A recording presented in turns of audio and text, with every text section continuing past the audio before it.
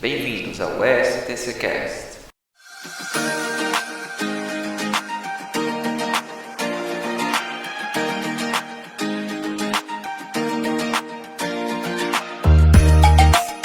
Olá a todos, seja bem-vindo ao 14º episódio do nosso STCcast. Esse podcast voltado para todos com interesse na relação acadêmico-científico, né? E hoje a nossa equipe está com dois convidados mais do que especial, né?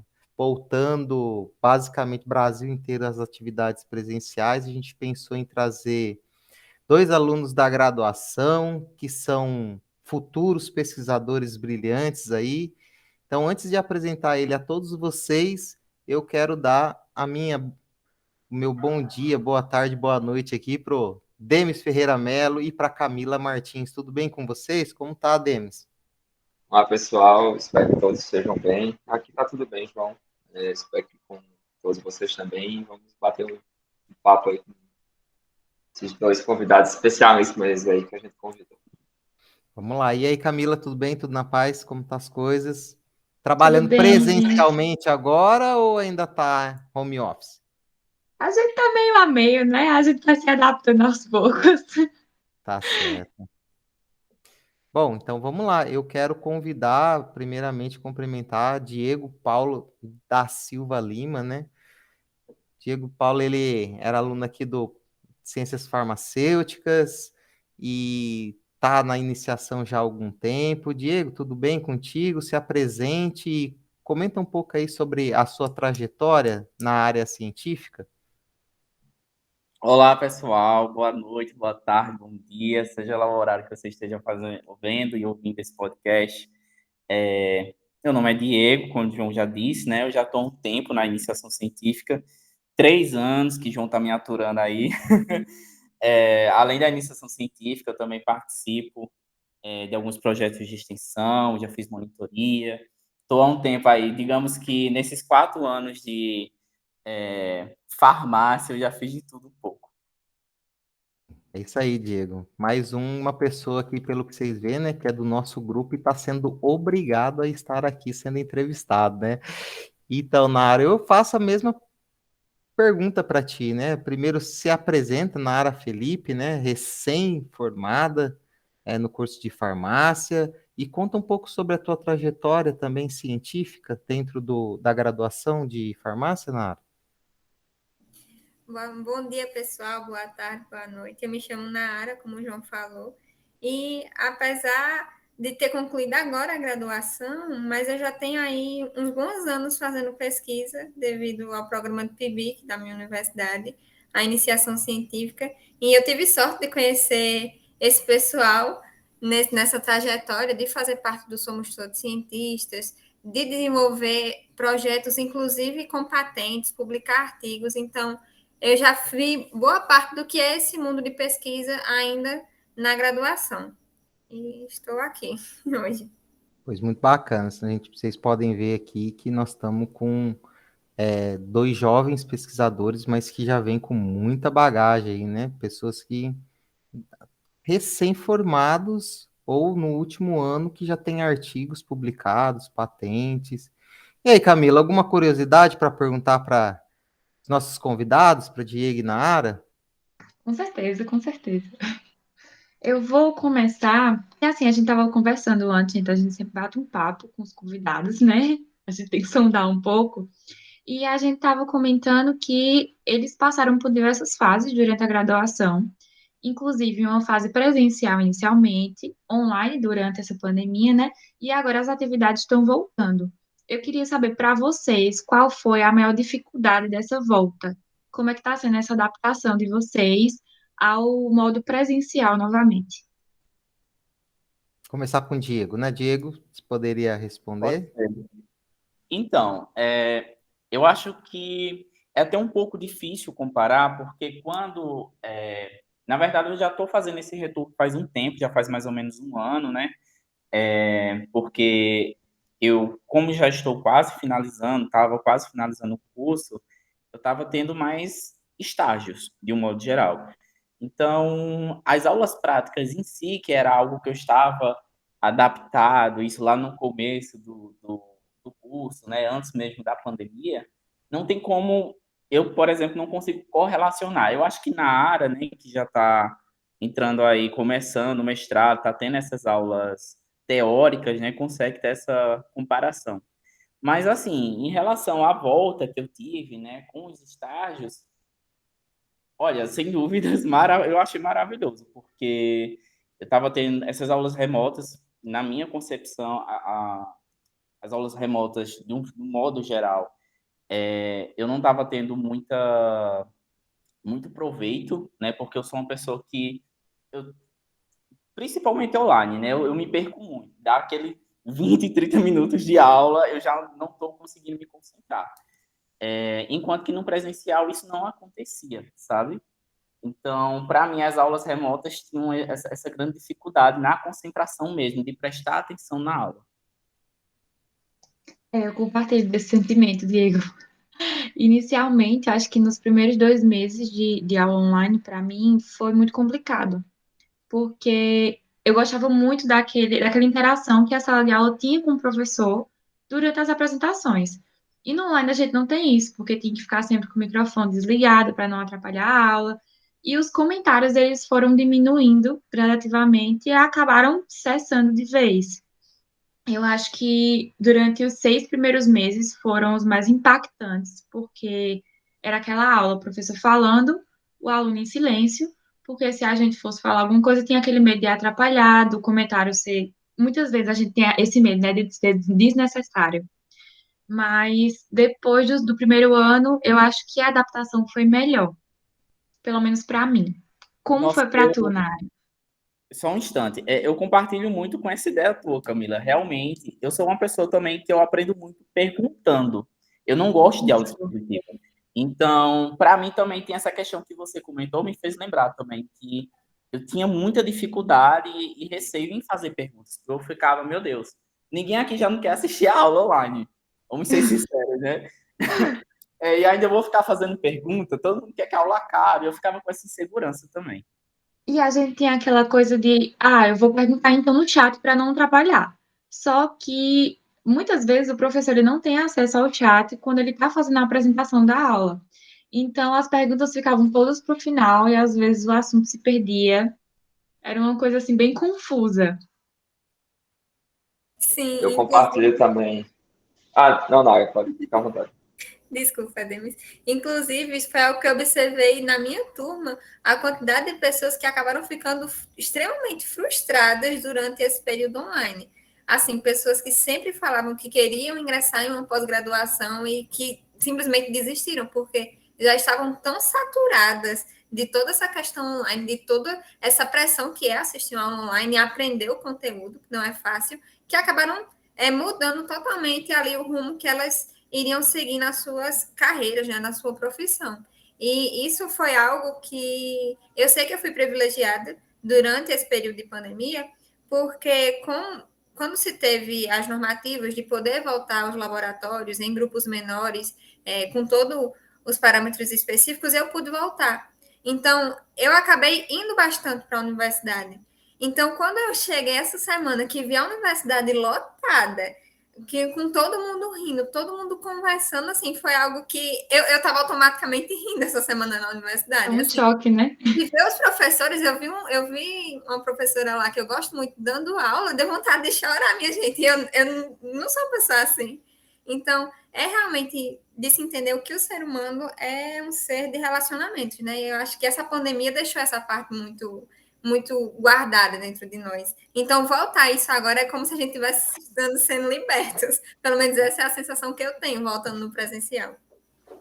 Tu pode Demis, você falar, gostaria de fazer teu comentário?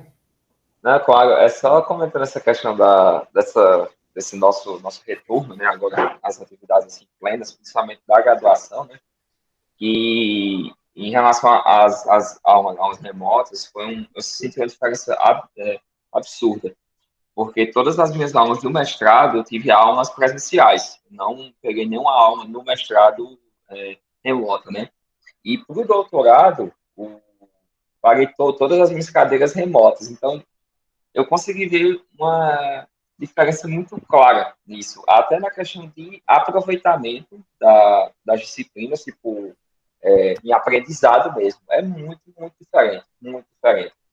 E, assim, acho que a gente ainda não sabe, é uma coisa que até eu, João Camila e até Mariana também, a gente conversou há algum tempo, né? A gente não sabe ainda qual é o impacto que isso vai causar futuramente na formação, porque existe no caso, uma diferença muito grande nesse aspecto, né?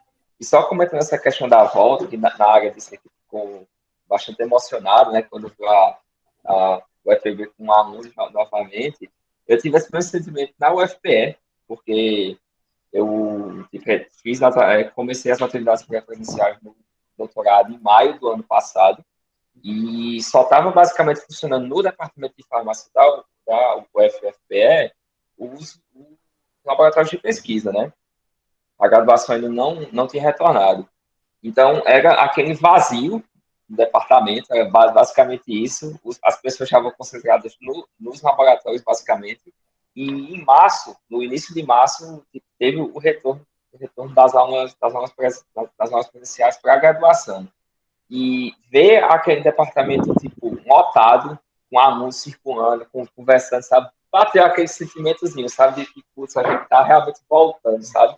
Depois de tanto tempo, eu particularmente fico até sem acreditar, sabe? Então, realmente, a gente tem ainda esse filme, né? Do pós-pandemia. Não, muito difícil, ainda bem que tudo está retornando, né, ao seu normal, os índices de hospitalização muito baixo, e a gente sempre conversa sobre o impacto que esses 2 anos ele vai gerar, mas eu voltei a dar aula agora e eu tenho uma turma que ela é do P4, né, quarto semestre. Essa turma, ela nunca teve uma aula presencial.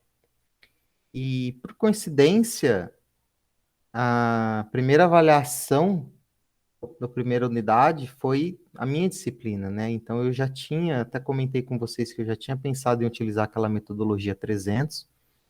Uma semana antes, eu antecipei a prova, fiz uma prova onde depois eles poderiam, com a ajuda dos outros alunos que obtiveram notas maiores, ter uma troca de informação, que eu já imaginava que esses alunos, eles desaprenderam a estudar, ou eles não aprenderam a estudar, porque eles vêm de um ensino médio onde não te prepara para você estudar de forma de ser autodidata, né? Ser um curioso, ser um pesquisador, utilizar livros, e o resultado foi nítido em quase todos os cursos da universidade. As notas, alunos que só estavam tendo nesses 3 semestres anteriores, 10, 9, 10, 10, 10, 9, 9, quase todas as disciplinas agora com nota 3, 4, 5. Então, qual que é o impacto disso, né? Ou seja, tudo foi uma ilusão, e agora vem, além de tudo, o impacto psicológico nesses alunos. Que, primeiro, sentem uma fraude.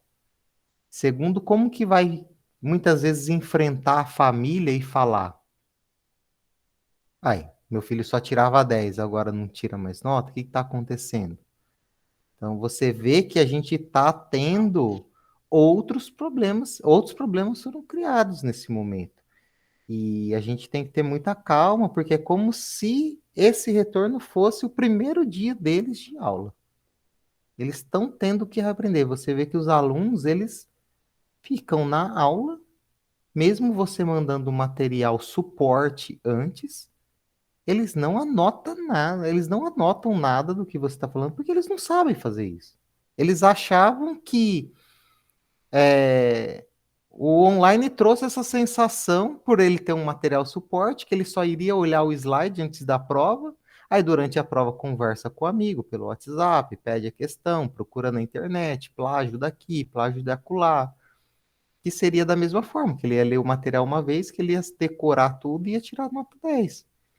E a gente também tem as aulas gravadas, né? Muitas vezes eles assistem 2, 3 vezes as aulas para fixar mais aquilo e Uhum. acabam se garantindo, porque no presencial a gente não tem isso. A É. gente tem nossas anotações e a troca de informação que temos com os nossos colegas. E isso é o que faz gravar o conteúdo, né? É você estar sempre Exatamente. comentando com outra pessoa. Isso não acontece, essa interação no online não acontece. Você ensinar seu colega, teu colega vir tirar uma dúvida, isso acontece no presencial. Por outro lado, o que a gente observou também que é bem interessante é que as turmas que estão mais avançadas, turmas que já estão para graduação, P9, P10, essas turmas tiveram médias altas, acima de 7,5, 8 no geral de todas as disciplinas.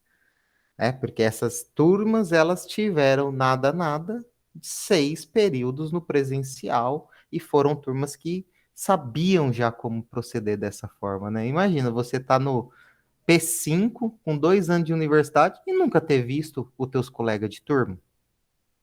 É algo surreal, por mais que a galera quer vender o online, eu acho que é surreal, e pelo comentário de vocês, todos aqui, acaba acho que chegando num consenso, né? Essa modalidade online, ela, se ela funcionar, é para muitos poucos alunos. O que você acha disso, Diego? Na tua turma, teve algum aluno que ele falou, não, meu aproveitamento é melhor no online do que no presencial, eu melhorei porque eu consigo me concentrar mais sozinho? Porque tem pessoas que não gostam da conversa paralela, que não gostam muito de interação, também tem vários perfis de aluno, né? Só um É, comentário rápido, João, aqui. Eu estava pensando aqui nessas reuniões que tu falasse aí dos alunos para a gente conversar, para você troca. Quando eu estava no mestrado, quando a gente tinha uma cadeira que tinha dúvida, como a gente tem já vem isso da graduação, que foi presencial, muitas vezes a gente fazia reunião online porque a gente não conseguia se comunicar durante a aula. E como era o máximo que a gente podia fazer, a gente abria uma sala no Meet e fazia a reunião. Só que quando olhava, essa reunião já estava durando 3, 4 horas. Para a gente tentar passar a informação e mesmo assim não conseguia. Então eu acho que um período de adaptação é muito importante, porque é muito confuso na cabeça do ser humano essa mudança.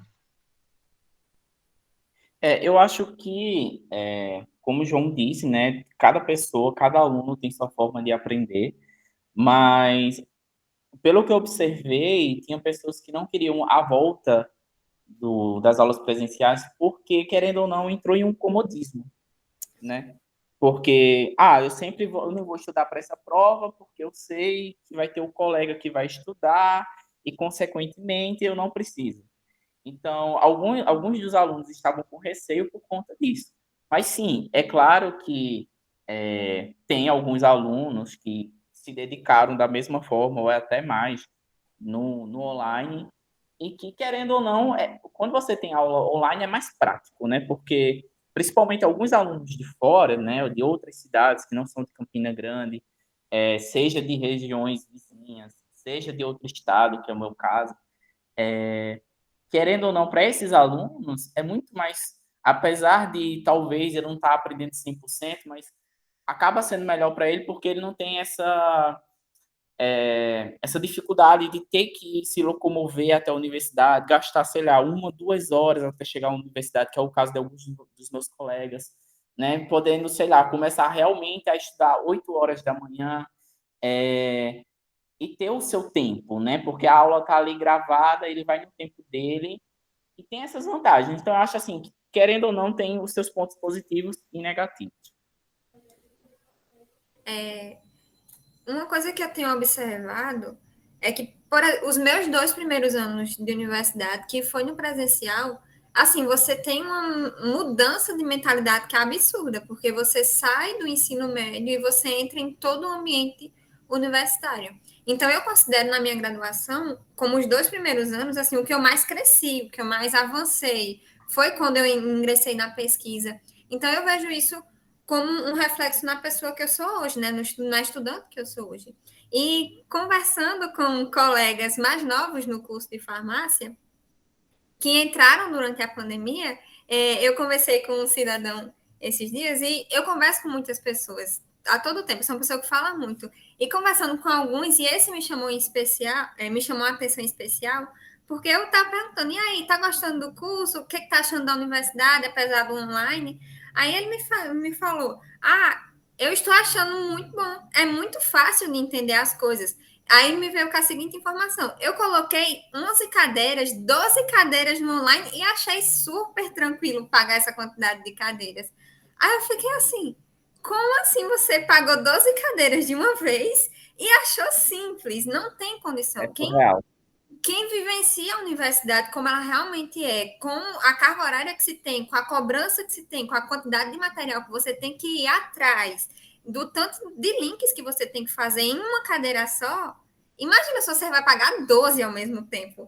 E até eu falei para ele, eu fiz, olha, o que você tem de universidade, quando as aulas voltarem segunda-feira, porque isso foi semana passada, vai modificar totalmente, porque você vai entender o que é estar dentro de uma universidade e está dentro de uma universidade pública. E essa pessoa, ela gosta muito da área da pesquisa.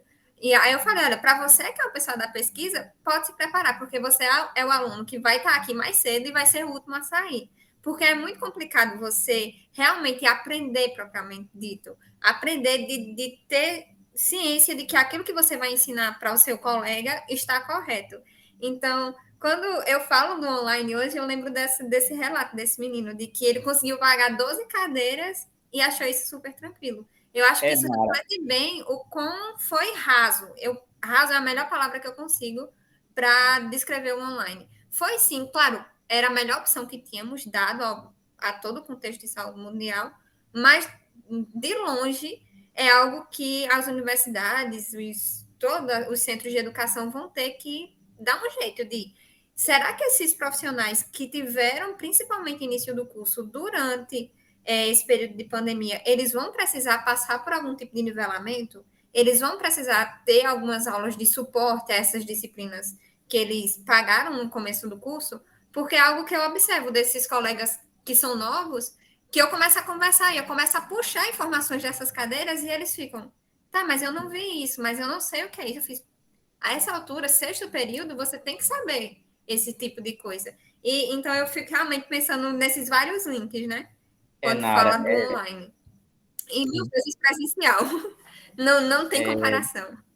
Pode falar. você me fez lembrar de uma coisa muito curiosa. Eu estava até conversando com alguns dos meus colegas e a gente estava falando do impacto até psicológico que vai ter para esses alunos, né? Vai ter alguns alunos que vão voltar agora através e vão pagar, por exemplo, química farmacêutica, que é uma das cadeiras polêmicas, né? E que a gente tem muita dificuldade de, querendo ou não, de ser aprovado aqui na UFPB, por cobrar, né? É uma cadeira em si que você tem que ter um link de vários assuntos. A cadeira por si só tem essa dificuldade. E a gente estava comentando talvez esse impacto psicológico que vai causar nesses alunos, né? Porque são alunos que são acostumados a ter nota 9, 9,5, o mais baixo, um 8,5 aí da vida, e vai se deparar logo com uma cadeira desse nível presencialmente, né? Eu fico até pensando nessa questão mesmo, do impacto que vai causar nesses alunos. E quanto isso pode ser até perigoso. Outra coisa foi da questão da falta de experiência que eu observei em alguns deles. A experiência que eu quero dizer nas aulas práticas mesmo. Tem aluno que não sabia, por exemplo, tarar uma balança. Isso já está o quê? No quinto, sexto período. O que é inimaginável, né? Porque um farmacêutico se formando sem aula prática, ele fica defasado. Então, dois pontos que eu acho bem preocupantes.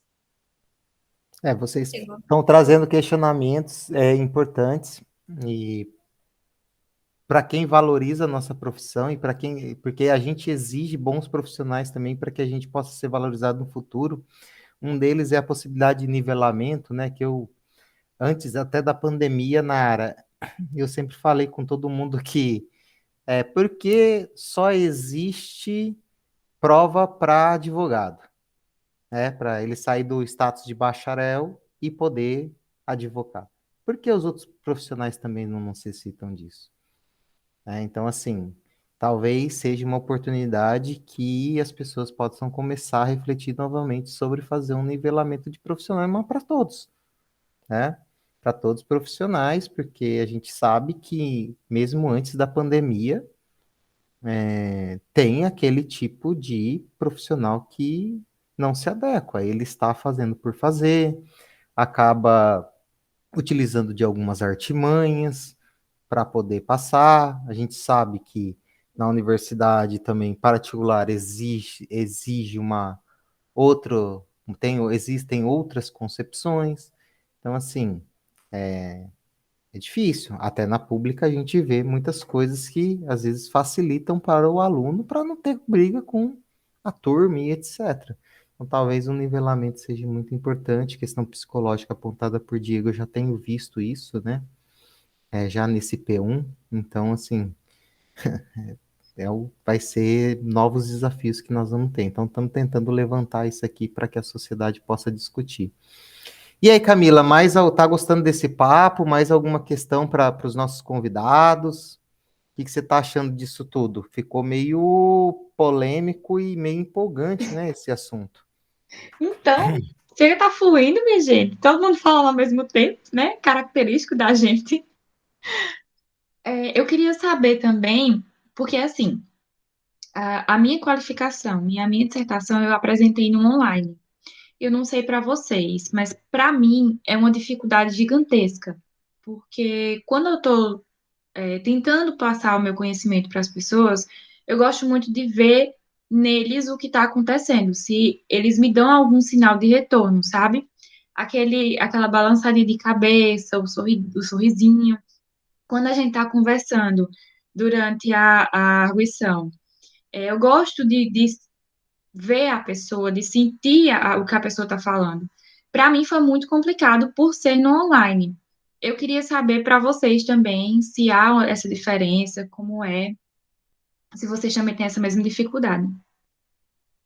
Para mim, eu cheguei à conclusão hoje, porque eu tive que apresentar o meu primeiro seminário enquanto mestranda. Eu hoje cheguei à conclusão de que eu estava acostumada com o online, porque quando eu estava terminando meus slides ontem, estudando, eu só olhava para a tela do computador. Aí eu cheguei à conclusão e estava pensando, meu Deus, o que é que eu vou fazer na hora da apresentação? Eu não vou poder ficar fixo olhando para a tela do meu computador, eu não vou olhar fixamente para os meus slides, como era no online. E isso me deixou em pânico, tanto que hoje, durante a apresentação, antes da apresentação, assim, eu estava tremendo, suando frio, assim, meio enjoada até. Mas o que eu percebi foi que quando eu comecei a apresentar, aí sempre tem alguma piadinha, alguma coisa que a gente tem a interação da turma. E eu fiz até uma brincadeira com o professor que estava assistindo a apresentação e todo mundo da turma começou a rir. E eu parei assim, eu fiz, caramba, que legal. Eu tinha me esquecido realmente de como era bom apresentar no presencial. Então, por mais que eu tivesse acostumada com um online, eu fiz bastante coisa online, apresentei 2 PIBICs online, meu TCC foi online. Eu descobri que eu prefiro hoje muito mais o presencial, apesar de já estar bem habituada. Eu acho que todo mundo teve a oportunidade de ter um bom treinamento de como apresentar tudo online. Eu não sei se o Diego se sente do mesmo jeito. Assim, Nara, assim como Camila, eu sou uma pessoa muito olho no olho, sabe? Então, eu tinha essa sensação. Eu tinha a sensação, quando eu apresentava seminário online, que eu estava falando literalmente sozinho, né? Inclusive, por isso que eu até tentava, às vezes, participar de algumas aulas, porque eu sentia na pele o que alguns professores vivem diariamente, né? Fazer aquele monólogo falando literalmente sozinho. Isso é terrível. Eu acho que para algumas pessoas, principalmente as mais introvertidas, as tímidas, era um pouco cômodo, né? Mas é fundamental. Você ter esse processo de fazer seminário presencialmente é fundamental, porque querendo ou não, é importante que você também o curso em si não é só você pagar a cadeira, né? O curso é você ter um crescimento profissional de um modo geral. E você saber apresentar e elaborar um trabalho é fundamental. E isso presencialmente é 1000 vezes melhor, né? Porque você aprende a ter uma postura, você aprende a olhar olho no olho com quem você quer chamar a atenção, você consegue pegar aquele público de um modo bem melhor, né, do que online. Então, tem todos esses pontos que a gente tem que levar em consideração. Então, sem Traçando dúvida, um paralelo com o mercado de trabalho, Diego, a apresentação online ela já vai preparando o aluno muitas vezes a fazer essa interação mais formal, seja com outro profissional, né? Ou também seja ela com a pessoa com que você vai ofertar o teu conhecimento, né? Porque você vai ter que falar numa linguagem adequada, você vai ter que ter essa postura, essa capacidade de leitura, né, expressões, das microexpressões aí que ele está te emitindo, para ver se ele está gostando daquele tipo de abordagem, senão você vai ter que mudar. Então, o seminário, ele já vai treinando o aluno para isso também. E se for online, fica difícil, né? muito, muito difícil. E aí, Dani, mas alguma pergunta? Ou algum comentário nesse contexto? Tem, claro. O papo tá bom, tá fluindo muito. Os assuntos são... O tema, na verdade, tá conversando bastante interessante, né? Eu só vou voltar um pouquinho pro curso de farmácia em si, como um todo, né? Porque aqui a gente tem uma recém-formada, né? Que é uma recém-graduada, que é na área, e tem Diego numa fase final de curso. E eu queria saber de vocês, tipo, uma coisa que sempre tipo, me falavam, até quando eu estava, por exemplo, no meu pré-vestibular, que a farmácia é um curso muito difícil, é um curso muito complexo, tem muita química e tal, não sei o quê. Eu queria saber de vocês, qual é a opinião de vocês em relação a isso? Vocês acham que o curso de farmácia realmente é um curso difícil, complexo, ou é mais historinha de colocar medo que fizeram na gente? Eu acho que tipo, todos nós já ouvimos isso, né? Pelo menos alguma vez na vida. Eu acho, Demis, que o curso de farmácia em específico, né? Todo curso, claro, é difícil, né? De graduação. Mas o curso de farmácia, ele tem uma característica muito legal, que você tem que linkar diversas matérias, né? Uma hora você está vendo anatomia e outra hora, no mesmo período, você está vendo, sei lá, química inorgânica em geral. Então, é um desafio para o aluno fazer esse link entre as cadeiras, sabe? E é mais desafiante ainda porque ele não basta ser bom, por exemplo, em biologia. Ele também tem que ser bom em química. Às vezes ele também tem que ser bom ou pelo menos razoavelmente bom em física. Tem que linkar as ciências da natureza como um todo.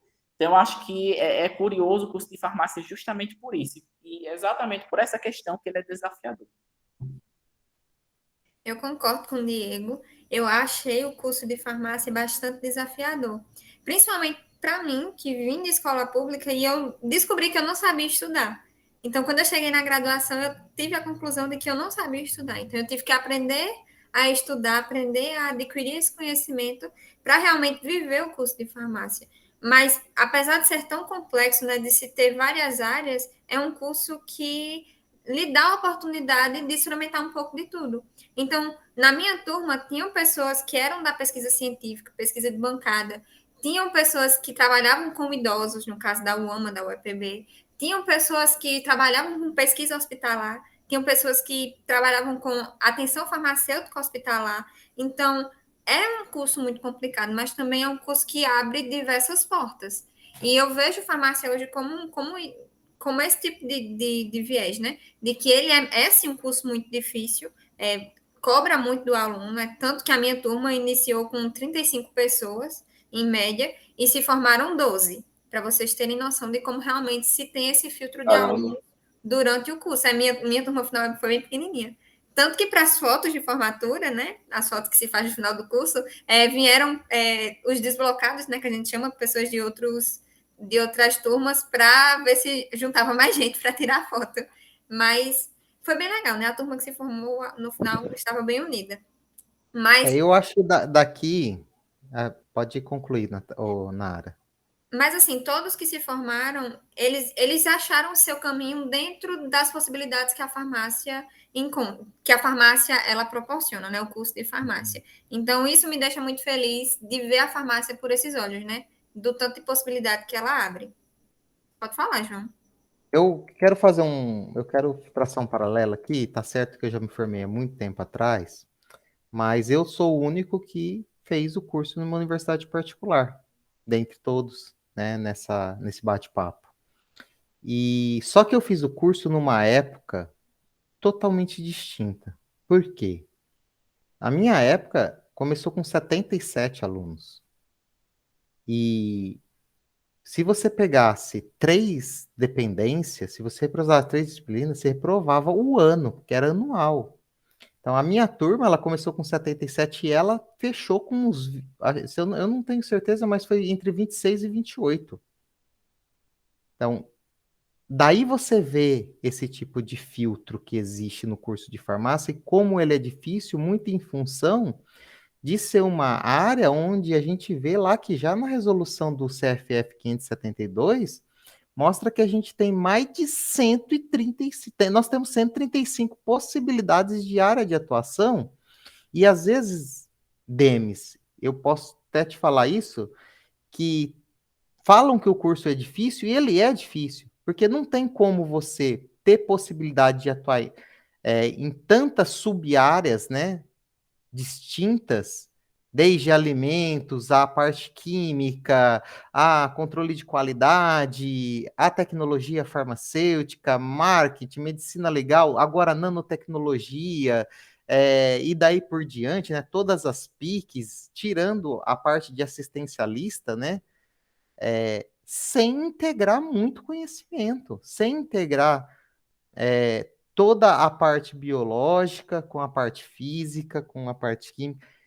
E eu entrei no curso achando que eu ia vender medicamentos. Aí você chega no primeiro ano, 9 horas de química por semana, e você fala, meu Deus, por que que eu estou aprendendo isso?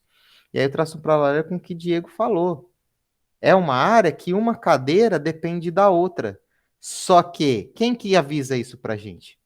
Que professor que fala, ó, esse conteúdo que eu tô te dando agora, ele vai ser importante na parte biológica, assim, assim, assado, mas vocês vão ver isso lá com outro professor, que te dá aquele start e fala, ah, tá, então isso aqui para mim, que sou apaixonado pela parte biológica, vai ser importante. Então eu vou ter que prestar atenção.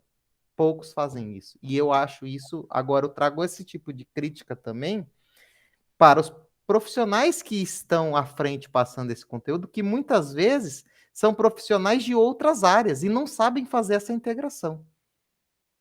Sim, eu acredito que para mim esse momento, João, ele tenha sido bem tardio. Eu acho que ele foi 7º, 8º período, se eu não me engano, quando eu estava pagando química farmacêutica, que foi quando eu sentei e eu vi o quanto incorporado é o mundo da farmácia. Porque, assim, quando eu parei, que eu vi que eu tinha que pagar toda a história, todo o processo que QF estava, assim, que o medicamento passava pelo corpo, como é que eu ia criar o medicamento, o que é que ele ia fazer comigo, né? O que é que o medicamento faz comigo, o que é que eu faço com o medicamento, como que ele vai sair de mim, como é que ele vai ser excretado, como é que ele vai ser metabolizado, se isso vai interferir em algum exame laboratorial. Então, assim, todas as áreas da farmácia, elas acabam se intercalando em química farmacêutica, para mim. E isso foi um momento bem decisivo, que foi quando eu parei, eu disse, não, eu vou ter que revisar tudo, porque tudo que eu estudei, claro, eu absorvi várias coisas, só que existiam algumas lacunas na minha cabeça, porque até então eu não entendi que uma coisa dependia da outra. Então, foi em química farmacêutica que eu parei, sentei e revisei tudo que eu tinha visto até então, para poder entender o que é que a disciplina estava me proporcionando. Eu não sei se para vocês foi assim também. Aqui tá todo mundo no chat comentando basicamente isso. É. E só que isso é muito triste, pô. É muito triste porque você perdeu 3 anos de curso, você está entendendo? E depois você tem que correr atrás de um prejuízo, mas numa etapa onde você já está com outros pensamentos.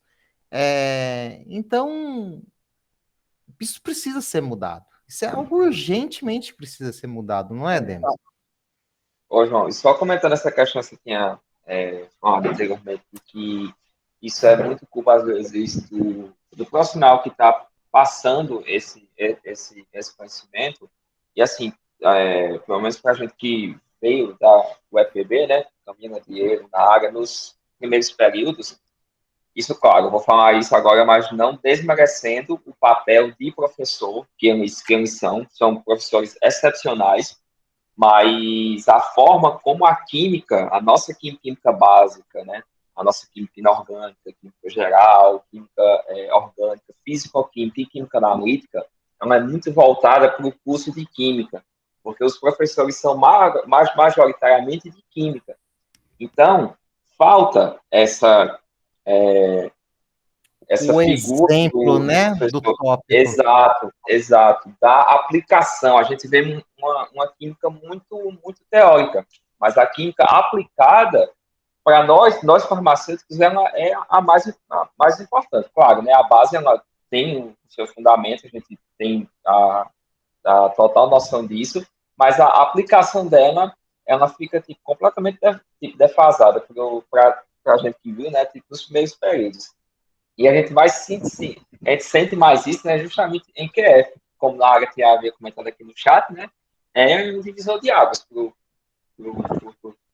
curso de farmácia, porque é lá que você vai precisar reunir todos esses conhecimentos da química básica e aplicar. E como a gente não viu a aplicação antes, vai ficar muito mais difícil. É por isso que QF é uma cadeia extremamente complicada. Eu acho que esse é justamente o ponto, Demis. E João levantou uma questão que eu achei pertinente da mudança, né? Isso não é culpa do aluno, é culpa, por vezes, do professor, que não está totalmente atualizado. Às vezes, é culpa até em relação também a como é organizado as cadeiras, os componentes curriculares. Eu posso dar exemplo da questão, por exemplo, da USP. A USP é uma universidade que, no curso de farmácia, eles interligam química orgânica, química farmacêutica e, se eu não me engano, fisiologia. Tudo em uma cadeira só. Aí tem o nível 1, o nível 2 e o nível 3. Mas, desde o começo, o aluno ele vê essa interligação. Então, é fundamental, como o João estava falando, ter essa mudança. Mudança não só por parte dos pensamentos do professor em si, né, dele se atualizar e dele ver a importância de ter essa interligação entre as disciplinas, mas também é necessário essa mudança no currículo em si, das universidades. E às vezes não precisa nem que aconteça essa mudança em termos de currículo, Diego, desde que os professores que já sabem desse problema, eles mesmos falam, gente, o que vocês estão dando? Vamos tentar conversar, comunicar aqui, alinhar? Vamos tentar fazer uma escadinha do que seria interessante? O que você precisa de exemplo? Qual que é o teu tópico? Teria como falar isso no teu tópico? Porque isso vai ser importante para o meu? Sabe? Às vezes falta diálogo, falta quebrar isso na academia, né? Porque eu não sei se você percebeu, mas dentro da academia, cada professor fica dentro de um escritório isolado. Sim, sim. Será que isso faz bem? Eu não sei. Se eu fico no meu departamento isolado, o outro fica no dele isolado, como que a gente vai se conversar? Como que a gente vai chegar nesse tipo de diálogo? É complicado. Uma coisa que eu vi, eu concordo 100% com o que o João trouxe, porque era algo que eu conversava com os meus colegas durante a graduação.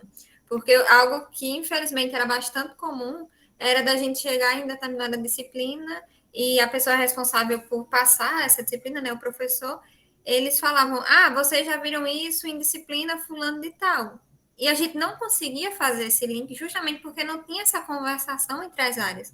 Porque se tivesse essa conversa de, você vai fundamentar essa disciplina e ao final dela eles têm que estar prontos para receber essa segunda disciplina, já melhoraria muito a vida do estudante, porque nós iríamos aprender a fazer essas correlações. Então, eu concordo 100% com o que o João falou. Bom, pessoal, vamos para as considerações finais. Nós já estamos nos alongando, né? Sei que o papo tá bom, esse papo já está se estendendo. Numa sexta-feira a gente estava no laboratório até agora, há pouco trabalhando, todo mundo cansado, mas a gente sempre tem um papinho para interagir, né? Então, Demis, considerações finais desse assunto, que começou com a volta presencial dos alunos à aula e termina numa reflexão total de mudança de sistema. Exatamente. Então, nossos bate-papos, como sempre, um caos organizado, né? O caos organizado.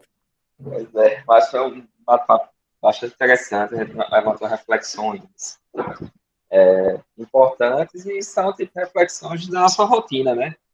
Até rotina como graduação, como pós-graduação, a gente sempre acaba, querendo ou não, né? Inevitavelmente entrando nesses temas. Mas é isso. E uma coisa que até eu e o João já conversou bastante é que falta diálogo mesmo, falta essas conversas aqui, essa conversa informal, né, que a gente está tendo agora, falta isso, né, para que a gente possa melhorar a nossa situação, né, seja como acadêmicos ou seja como farmacêuticos ou futuros farmacêuticos. Então, essas conversas elas são sempre proveitosas.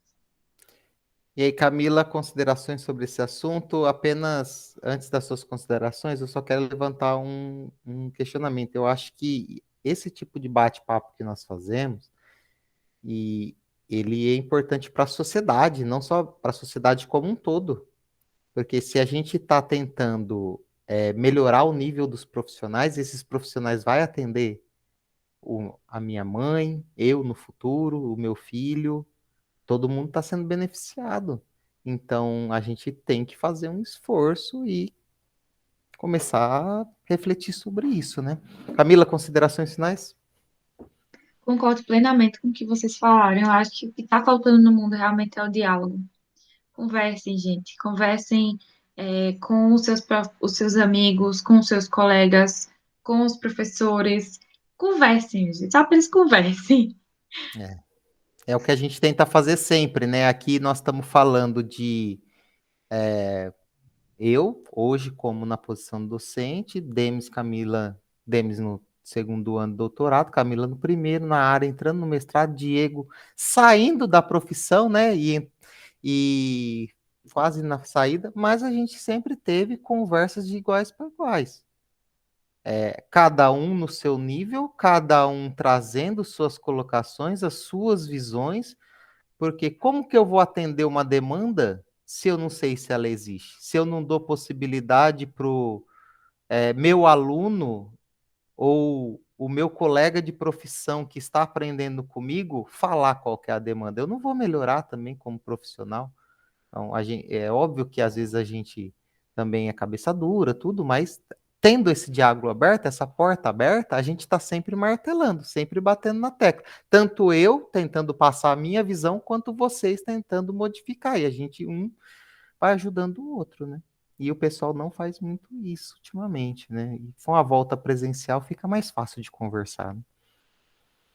Diego, considerações finais, últimas reflexões. Olha, primeiro eu quero dizer que bate-papo bom é assim, quando começa com um assunto e termina com outro totalmente aleatório. Você sabe que o bate-papo foi bom quando isso acontece. Nossa, eu concordo demais com vocês. Eu acho que o diálogo é fundamental entre diversos profissionais de diversas áreas, níveis, para ter o crescimento mesmo, o crescimento na área acadêmica, na área profissional de um modo geral, como pessoa, né? E como o senhor disse, tem essa contribuição não só para a gente em si, mas para a sociedade. É isso. Nara, mais alguma coisa para complementar? Eu amei o bate-papo. Se eu soubesse, tinha feito até um cafezinho. Mas eu acredito que eu gostaria de falar para os nossos colegas da graduação, né? Para o pessoal da graduação que entrou durante a pandemia, que pode ter escutado nosso podcast até agora e está aí entrando em pânico porque acha que não vai conseguir estudar ou então porque não tem a bagagem de curso que deveria ter. Mas para você, colega da graduação, eu gostaria de lhe dizer que não existe assunto nesse curso que você não esteja apto a estudar e aprender. Se tiver dúvida, converse com seus professores. Às vezes a gente vê o professor ali na frente dando aula, falando de assuntos tão complexos, a gente coloca ele em uma posição inalcançável, né? Como se fosse algo quase um outro ser, mas ele está ali para lhe ensinar e para lhe auxiliar. Então não tenham medo de falar com os professores. O presencial ele ajuda bastante isso. E se disponibilizem a estudar e tentar aprender, porque eu sei que no final dá tudo certo. E tenham diálogos, que é como foi bastante dito aqui. E eu acredito que é isso. Bom, pessoal, então encerramos mais um podcast aqui e espero que vocês tenham gostado desse bate-papo. Nós estamos numa galera incrível, eu sempre fico feliz de conversar com todos vocês, né? E a gente vai mantendo contato e vejo vocês no laboratório e até o próximo podcast. Um abraço a todos. Tchau, tchau.